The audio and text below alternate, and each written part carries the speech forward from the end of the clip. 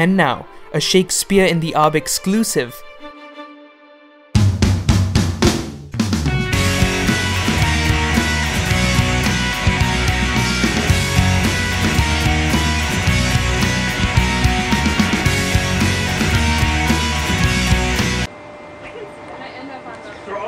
Hello Greg, how are you? Hi, how are we doing?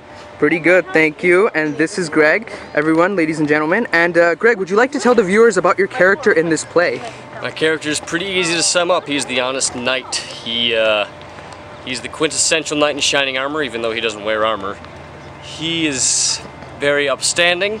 He's honorable. He doesn't want to lie or cheat or do any of these horrible things. He wants everything to be out in the open.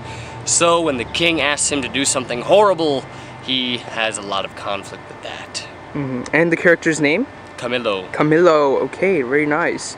So tell me, Camillo, what was your approach to playing this character? My approach was to play him basically like a storybook knight. I mean, he doesn't require a whole lot of depth of tragic feeling because his emotions are more or less on his sleeve. He doesn't hide things very well. So everything you feel is right there for the audience to see. It's when he's trying to hide feelings from other characters in the show, then it gets a bit more fun. Right, very nice. And so you had a sword fighting scene in the play as well, right? Mm-hmm. Now how did that come about? Because it's not in the original script, is it? No, there's nothing to suggest a sword fight in the script. One day, one of the other characters and I, one of the guys who plays Polixenes, was just clacking a sword against each other as we practiced our lines. And we decided to say to our director, hey, it'll be fun. We should put a sword fight in this show.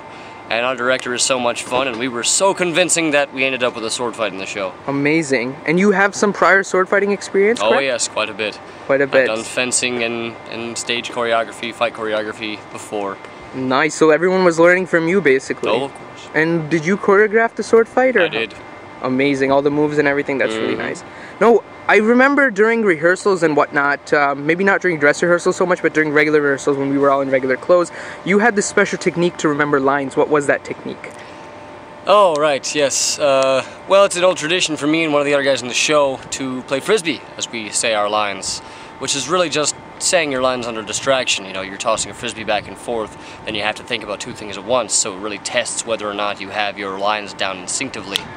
Because you can't search around in your brain while a frisbee's coming at your face. Right. Now, was it just you and someone else, or would you do it with like more than two people, or how? It started out just me and the other guy, but everyone sees a frisbee game going on, they want to join in. We make sure that they practice their lines as we do it. Right. So it's not like necessarily like, oh, you say line, and then the next person who says the line, you throw the frisbee to him. No. It's not like just throw it to whoever, but say the lines in the right order, right? Well, hopefully you're doing this, playing frisbee with somebody who has lines with you, so you can practice the scene you have together.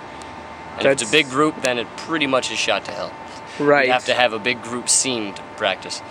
Yeah, I can understand that. It seems like you guys always have fun with that, so you can have fun plus memorize your lines. How is it like being in the Arb instead of being in a conventional and traditional theater? Being in the Arb is a lot of fun. For one thing, it's a much larger cast than usual, so you get a lot of people to come and mess around with. If you don't have anything to do at a certain moment, there's always somebody to talk to or practice lines with. And of course the whole walking around thing is interesting to do.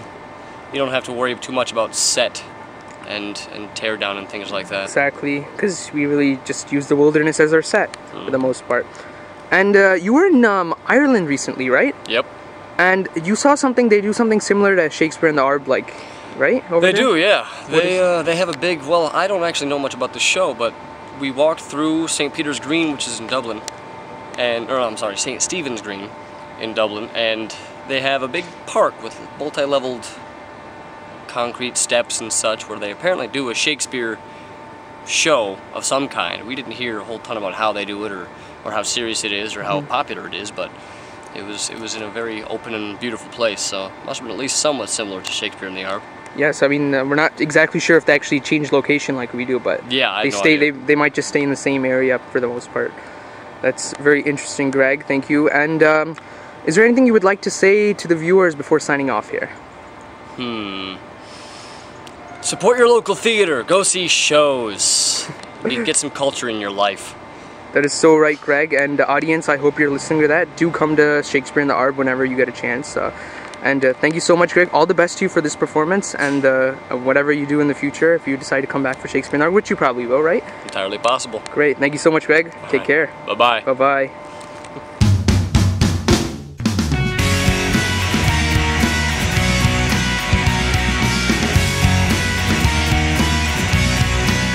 Try to do the character as another character and then see what parts of the character that you're doing it as line up with your current reading of the script, and then use those to build your final character off of.